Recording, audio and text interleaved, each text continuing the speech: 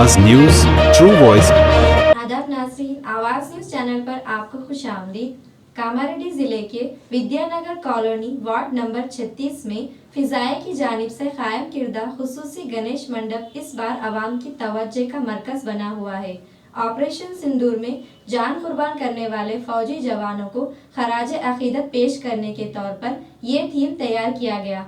गणेश जी की खूबसूरत सजावट देखने के लिए रोजाना हजारों अकीदतमंद पहुंच रहे हैं। मंडप पर फिजाए की जानिब से लकी ड्रॉ का एहतमाम किया गया है, जिसमें 1.5 किलो चांदी का गणेश मुजस्सिमा खुसूसी कशिश का बायस है। इस मौके पर राहुल गौड़, धीरन भोगी, वीरल भोगी, साई वरुण, मुनेश्वर, हृदय और अखिल समेत कई अफराद शरीक हुए।